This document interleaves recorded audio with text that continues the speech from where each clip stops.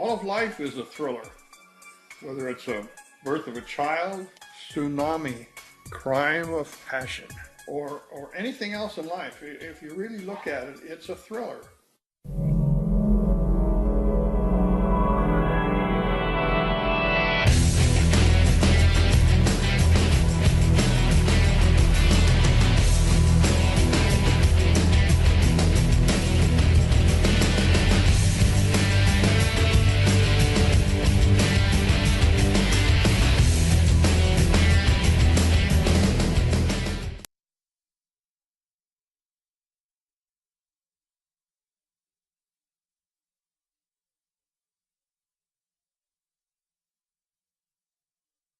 Hi, we're back again. And our first guest this morning is somebody you know if you've watched the show. His name is Garner. Oh, no, I forgot. Scott Odell. Hi. Hello, it's good to see you again. Yes, it's wonderful to have you back. Thank you. Thank you. I always love to hear about your books because they're so exciting, and I like it. I like excitement in my books. All sorts of things happening you don't expect. That's right. That's right. Well, it's interesting because the first book I wrote a number of years ago was a historical novel based on the life of a relative of mine who was born in the year 1400. Oh, my gosh. He was a Welsh warrior knight, and the book is Sir David, The Life and Loves of a Welsh Knight. And the interesting thing about that book is that I found that even back in the 1400s, family life was going through many of the same things that family life today is going through. I can believe that. I mean, definitely. Sir David was a military man. He was a warrior, and so he would go off to battle and leave his wife well in with their 12 children alone, and he'd be gone for weeks or months, and then he'd come back, and so they'd have to pick up. So that was very interesting. Then I began writing international thrillers. Maybe we ought to talk a little bit about what those three words mean. International thriller means that it happens in places all over the world. Oh, yeah. And I have visited 176 different countries around the world when I worked on a cruise ship. And so many of those places are parts of the books, the thrillers that I'm writing now. How exciting. That really gave you something to work with. Yeah, it gave me some background. Now, the difference between a thriller and a mystery is you don't know who did what until the very end. Oh, right. Now, a thriller, you know what happens at the beginning, but the story then evolves as you try to sort it out and figure out what's going to happen next. Mm-hmm. And so that's what I'm writing now, international thrillers. Oh, that's great. And my series is called Gemstone Thrillers because they're based on gemstones. Isn't that interesting? The first one is called Emerald, which is based on a 98-carat emerald. Put your hand out. Put your fist out here. You've got to be kidding. Yeah, you could just put it in there and hold it in your fist. That's how big it is. I'll take it. You'll take it. And this was a historical stone owned by the Bavarian National Treasury. And in 1931, they sold some of their jewels through Christie's in London. And since then, it's disappeared. So I figured there's got to be a story behind that disappearance. You mean it actually Yeah, nobody knows where it is. Nobody knows where this giant emerald is. I want it. You want it? Well, you'll have to help me find it. Okay. And so that's what I wrote about that. So that's the emerald, That's emerald. It's kind of hard to see because of a lot of green. Emeralds are green. Now, that's out now. And it's available and can be ordered in any bookstores, and it's ordered in Barnes & Noble and Amazon.com. Great. The one we're working on now is we're in the final editing stage and it's called Diamond. And it's about finding diamonds in the northern territories of Canada, way up high, in almost to the North Pole, and also finding diamonds in Montana. Good Lord. Did you know that they've found diamonds in Montana? No.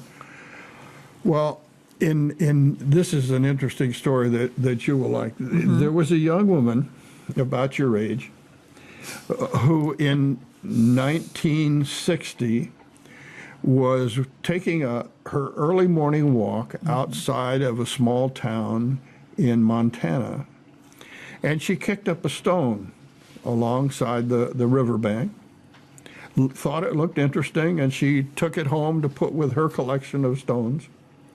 And she polished it off, washed it, all the dirt off. It turned out to be a 14-carat diamond. Oh, my God. And she sold that stone for $80,000. Why couldn't I find a stone like that? Me too. And that was in 1960 in Montana. Wow. So my story about diamonds is about an international consortium. Is that this no, one? That's I don't have the cover here. Oh, okay. Because we're in the editing stage, so it should be out in about a month. Oh, good. And I have some of the same characters in the books. So in the two thriller books, because it's a series. Oh, sure. And now I'm writing the third one, which is about rubies I love rubies. in Myanmar, which Myanmar used to be Burma, Oh. and now it's Myanmar. They keep changing names. I know. There's enough countries without changing Yeah. the names all the time. It's like the market, every time you go in, everything's in a different place. So one of the things that I really enjoy about the writing is the research, Yeah. getting everything correct so that the readers won't come back and say, hey, you messed up on that one. Yeah, they'll do it. But it's hard to do. Now, the one about rubies in Myanmar is interesting because the country of Myanmar, for many years, was a British protectorate. And then, after the Second World War, it became a military dictatorship. And it's been a military dictatorship till just a couple of years ago. And it's changing now. And one of the interesting things is that the head of the government in Myanmar is a woman, which is very interesting. Wow, in that part of the country. That's right. So it's a fascinating country. We've been there a couple of times, and the culture in Myanmar is kind of a culture of combination of British culture that is still there and the Asian culture, and it's kind of a combination. So it's a fascinating thing. The government is still, the military dictatorship is still trying to maintain control of the people, and the people are saying, we don't want this control, and so... But in Myanmar is the best place to find your beautiful rubies. And the place to find it is up in the northern central highlands of Myanmar. Did you get to go up there? No, we didn't get to go there. And one of the things about it, it's in a town of about 150,000 people. So it's a large town. But it's almost impossible to go there because there are no paved roads. So it's in a mountainous area. So it's very difficult to drive there. Has a very small airport, and the airport is just for the owners of the ruby mines. Oh. And the ruby mines are operated by individuals. And they're really kind of holes in the ground, maybe 4 to 6 feet in diameter, and maybe 30, 40 feet deep. And the miners go down these bamboo ladders and dig down there and put the debris in baskets, and they haul it up and dump it and find rubies. Wow. But there is another interesting thing in this town with all these rubies being mined. There's no crime. There's no crime whatsoever. There's no stealing. People don't steal the rubies. Wow. And they're being sold all over the marketplace by women with set up little card tables. And they found these little rubies and they're selling those. The big ones go to other places, but these are the small ones. Oh, gosh. That's amazing. And at 4:30, that's the end of the workday, the men all go back into town to smoke their cheroots and have a drink and relax. And the women and children get to go to the mines, and in all the tailings around the mines, they can dig through that to see if they can find any rubies. And if they find them, they can keep them. Wow. That's amazing. It is. It's a fascinating culture within a culture. And so the Where book people Ruby, are killing each other in most places to get one stone or something. That's right. That's amazing.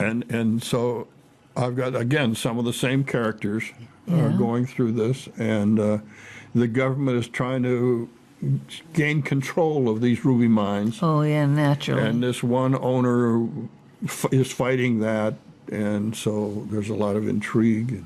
I love intrigue. So that's what I'm working on now. Now, you said you liked emeralds, and you liked diamonds, and you liked rubies. Is there anything left? Yeah, what other stones do you like? Garnets. Garnets, okay. Those are semi-precious stones. Oh, that's right. What really, how about sapphires? Do you like sapphires? Yes. Okay, well, that's in the back of my mind as one of the books about, get out of here, fly, about sapphires. Another one is black opals on the island of Tonga. Oh. You ever been to Tonga? No, I don't think so. It's another fascinating place. And so I see this series just going on and on, and I'm having so much fun writing it that. And after you run out of precious stones, maybe you can go down to the garnets. Go down to garnets. Yeah. That's my birthstone. That's your birthstone. Okay. Yeah, my birthday is the 1st. Oh, really? Mm-hmm. Don't ask me how old I am. Oh, I won't. That's Gracie and my wedding anniversary, the 1st. Oh, happy anniversary. Well, we got married on the 1st for tax purposes. Oh, really? I always say I got burned on the 1st, so because I'm not good at math, so it'd be easier. Oh, easy to remember. Yeah, sure. Sure. Okay. And you got one more book, I see. Well, this is back to Sir David. We go back to the first book, the 14th century. We've still got some time here? Good. Oh, a few more minutes. Okay, good. Sir David and his wife Wellian had 12 children. Big family, but they had a lot of big families in those days. Yes. And, no birth control. Yeah. And but then they had a 13th child, which was a bastard son. Now, that wasn't unusual in those days. No. But having Sir David and Wellian have 12 legitimate children, and then all of a sudden the last one, I figured, there's got to be a story behind that. Oh, yes. So I wrote it. Good. And that's called Sir David. Sir David, The Life and Loves of a Welsh Knight. Right. And didn't you bring a video or something today? Yeah, the video trailer is on. I think they're going to show it again about Emerald. Yeah, I want to get that in for sure. You got that queued up? Before you leave. Okay, here we go. Fire it in. Let's see what it is.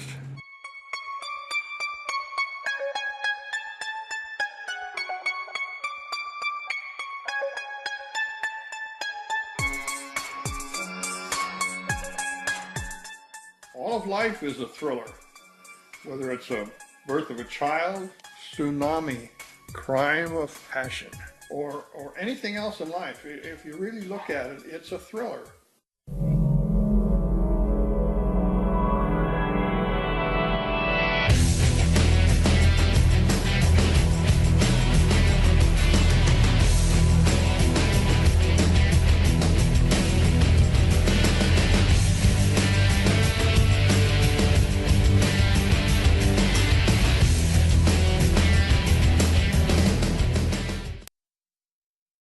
Okay, well, that was neat.